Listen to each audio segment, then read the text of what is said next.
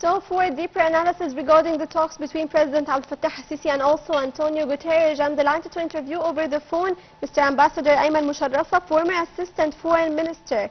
Good afternoon, Your Excellency. Good afternoon to you and the audience. Good afternoon. First of all, how do you see the importance of this talk held between President Abdel Fattah al-Sisi and the UN Secretary General Antonio Guterres regarding the communication between both and also regarding the two-state solution, which is the only viable path to achieving lasting peace in the Middle East?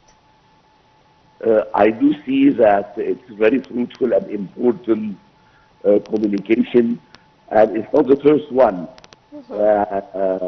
President Abdel Fattah al-Sisi and Guterres, the Secretary General, were speaking frequently since the outset of the crisis about different subjects, about the humanitarian aid to the Palestinians, about the two-state solution, about the respect of the humanitarian rights, about the refusal of any proposal of ethnic cleansing or displacement of the Palestinians out of their territory, and the means and the way to rebuild the Gaza Strip after the massive destruction that has suffered, and to give the Palestinians a viable way to live. Yes. And of course, as you have followed, Mr. Ambassador, that Egypt has been very clear regarding its stance regarding Gaza and Egypt's refusal for any ethnic cleansing trial or even getting the Palestinians out of Palestine by any means. How do you comment on the role of Egypt and its official response that recently came? This response was not a recent one. Since a long, long time, since the Israelis have said that they are thinking about the idea of ethnic cleansing and sending the Palestinians out of their homeland, we refused it categorically, and the President Sisi has spelled it out very clearly. He said it's a red light. Nobody could cross it. He said that the Palestinians should stay on the land, the refusal of ethnic cleansing, since it's against the international law and the humanitarian law, and it's considered a crime against humanity. At the same time, we consider that we refuse totally the displacement of Palestinians, whether they are in the Gaza Strip or the West Bank, towards Egypt or Jordan or any other place in the world. The Palestinians have the right, unalienable right, to live on their territory as a sovereign state. And two-state solution is the only solution to solve the problem of Palestine and Israel. And how did you follow, Your Excellency, the support that came from Egypt to the to KSA, to Saudi Arabia, regarding the latest statements that were announced by the American administration, talking about the territories of Saudi Arabia and the Israelis living in it? So how do you comment on this support and the role of Egypt supporting KSA and also all the Arab nations? First of all, it's very astonishing statements about suggesting to send the Palestinians to Saudi Arabia without consulting with the Saudis, without consulting with the Palestinians. That means who doesn't own is giving a promise, another Balfour promise on the land of Saudi Arabia. And of course, we condemned it totally, and we have a total rejection of such suggestion, which is against the international law and against, and would destroy utterly the two-state solution.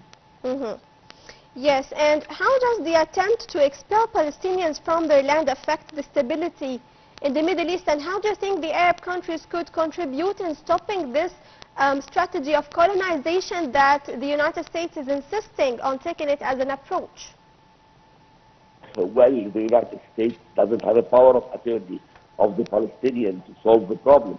The Palestinians are the only people who can really decide their future, who can decide their fate.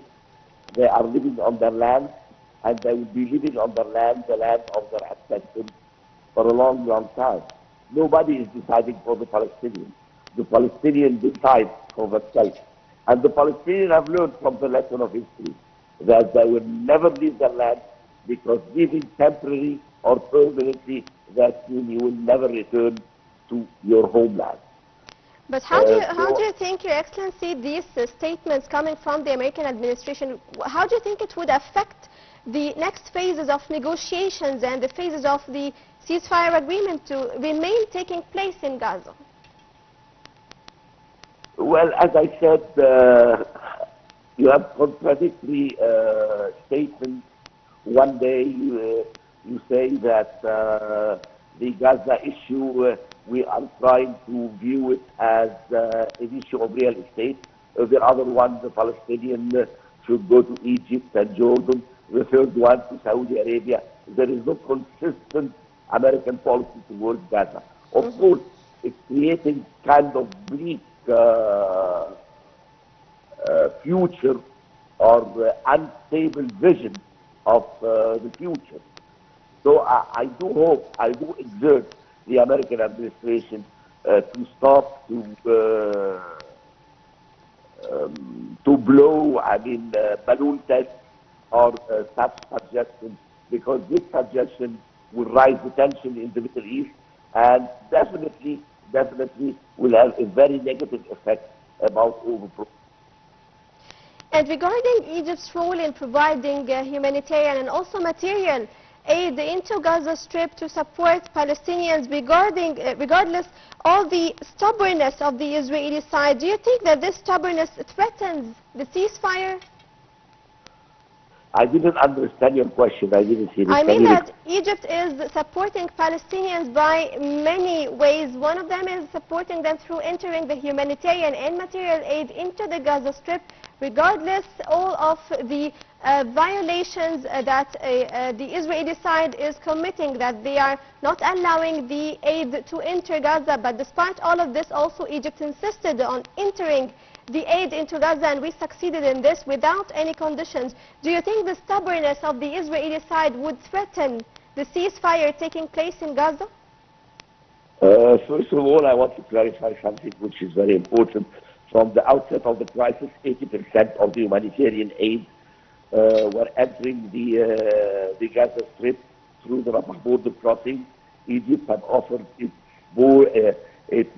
port, its airport, roads, to try to send the maximum aid to the people in Gaza Strip to alleviate their suffering. Still, the Israelis have destroyed the Rafah crossing parts from their side. Still, we restore it again.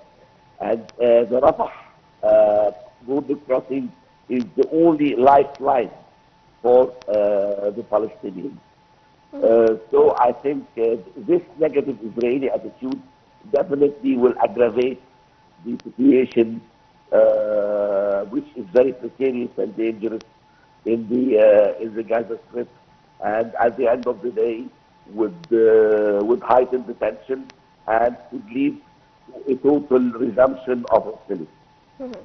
I would like to thank you so much, Your Excellency, Mr. Ambassador Ayman Mosharrfa, former Assistant Foreign Minister, for this analysis.